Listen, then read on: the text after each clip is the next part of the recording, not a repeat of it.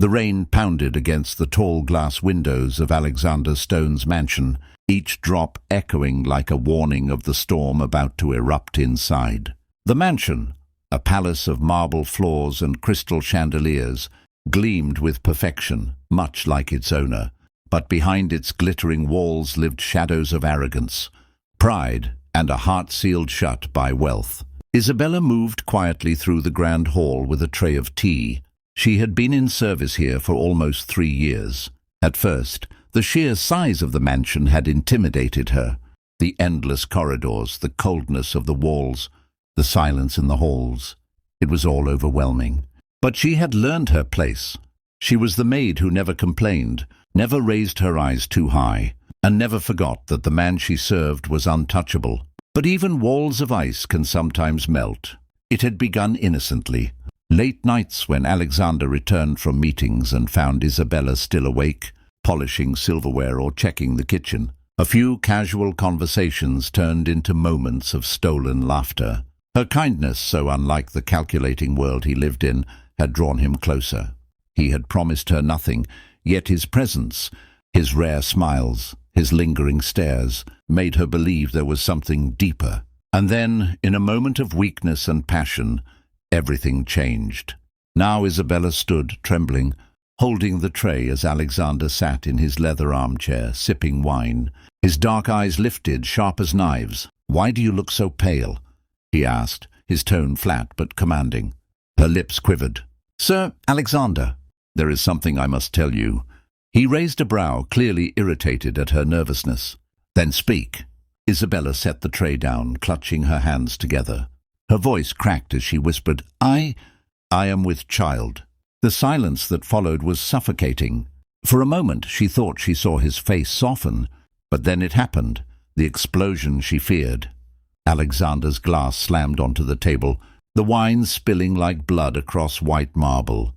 He stood, towering over her, his jaw clenched. "What did you just say?" Her eyes watered, but she met his gaze. "I am carrying your child. Our child." For a second the world seemed to freeze. The storm outside roared louder, lightning flashing through the windows, illuminating his face twisted with rage. "You dare?" His voice was venom. "You dare to claim that a maid could carry the heir of Alexander Stone? Do you think this is some fairy tale? That you could trick me into marriage? Into sharing my fortune?" "No," Isabella cried, stepping forward. "I want nothing from you. I only want you to acknowledge—" "Enough!" His roar shook her to the core. He turned his back, running a hand through his hair, pacing like a lion ready to strike. "You disgust me, Isabella. I should have known. You were nothing but an opportunist, waiting for the right moment to trap me." Tears blurred her vision. "How can you say this after everything? You were the one who came to me, who sought me out." "Silence!" He spun around, pointing to the door. "Get out, now, out of my house, out of my sight, and out of my life. Do not ever return." Her knees nearly gave way, the weight of his words crushing her. "Alexander, please. This is your child too. How will I raise this baby alone? How can you turn your back so easily?" But his eyes were cold steel. "That child is nothing to me. You are nothing to me." The words sliced deeper than any knife. Isabella stood frozen for a moment, her heart shattering. Then, slowly, she bent to pick up her coat from the chair. Her hands shook as she slipped it on, tears streaming down her face. As she reached the door, she turned one last time, her voice breaking but determined. "You may deny me. You may cast me out like I am worthless. But one day, Alexander Stone, you will remember this night. And when that day comes, it will be too late." She stepped out into the storm, the heavy rain soaking her instantly. The mansion behind her loomed like a prison she had finally escaped, but freedom felt like death.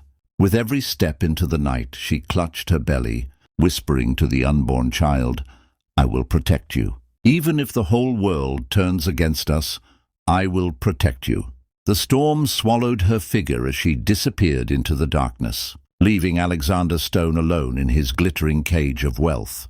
He poured himself another glass of wine, but as the night dragged on, her words echoed in his mind. He tried to drown them with liquor, with anger, with pride. But the seed of regret had already been planted, though he did not know it yet. 7 years had passed since the stormy night.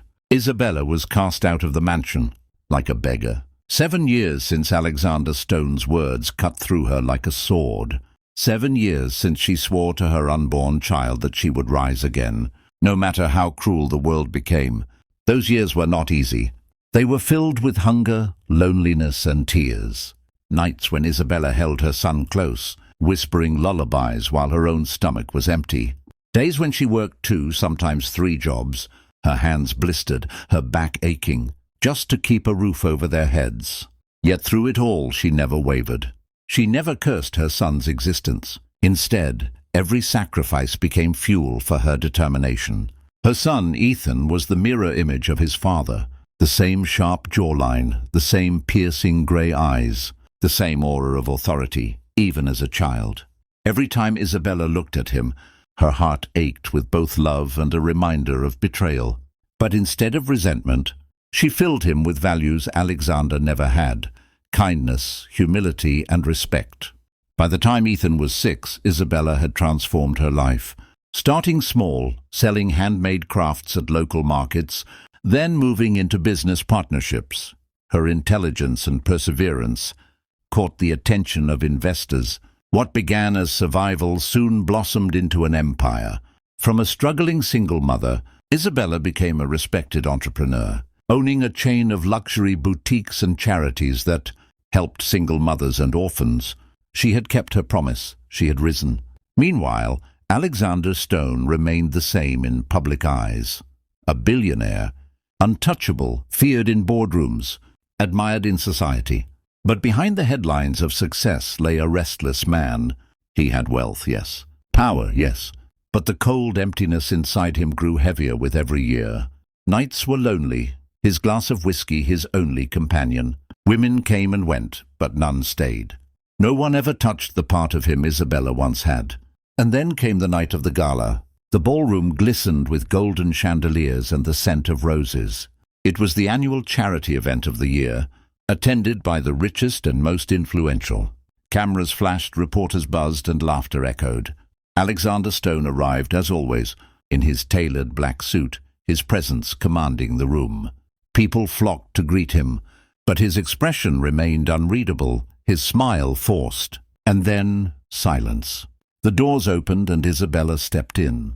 The room stilled as if time had stopped. She wore a flowing emerald gown that shimmered under the lights, her hair cascading in waves, her eyes glowing with quiet power. She was no longer the timid maid. She was a queen. At her side walked Ethan, now a young boy of 6, dressed in a miniature tuxedo. His posture, his confidence, his piercing stare. It was like watching Alexander's reflection, only purer, untouched by arrogance. Whispers spread like wildfire. "Who is she?" "She's stunning." "Wait, doesn't that boy look exactly like—" Alexander turned, his glass slipping from his hand and shattering onto the marble floor. For the first time in years, his mask cracked. His heart pounded, his throat tightened. The child had his eyes. Isabella walked forward, every step measured, graceful, commanding. She stopped in front of him, her lips curving into a calm, almost mocking smile. "Surprised to see me, Alexander?" she said softly, but her voice carried enough strength to silence the murmurs around them. Alexander struggled to find words. "Isabella, She raised a hand, silencing him. "Don't! You had your chance to speak 7 years ago, remember? That night you told me I was nothing, that this child was nothing. And yet—" She looked down at Ethan, then back at Alexander, her eyes fierce. "Here we stand." The crowd gasped. Cameras flashed, capturing every second. Alexander, the mighty billionaire, was trembling. "Isabella," he finally whispered. He is mine." Isabella's lips curved into a sad smile. You knew the moment you looked into his eyes. "But don't mistake this for a reunion. I didn't come here seeking your acknowledgement. I came to show you what you lost, to show you what strength really looks like. You cast me into the storm, and I built a kingdom out of it." Ethan, holding his mother's hand, looked up at Alexander with innocent curiosity. "Mama, is this the man who hurt you?" The question pierced Alexander deeper than any blade. His knees almost gave way as shame and regret crashed over him like a wave. The murmurs in the crowd grew louder, people whispering about the scandal, the heartless billionaire, the child he abandoned. Alexander reached out a trembling hand toward Ethan. "Son." But Isabella stepped back, shielding her child. "No, you don't get to call him that. You forfeited that right the moment you cast us away." The room erupted into gasps again. Alexander's chest heaved, his pride battling his remorse. For the first time in his life he was powerless. Powerless before the woman he had once crushed.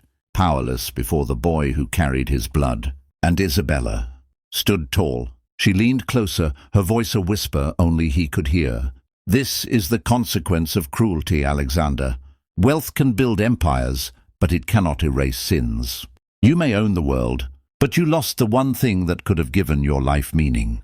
She straightened, turned to her son, and with the grace of a queen, walked away, leaving Alexander Stone standing amidst shattered glass, broken pride, and an emptiness that could never be filled.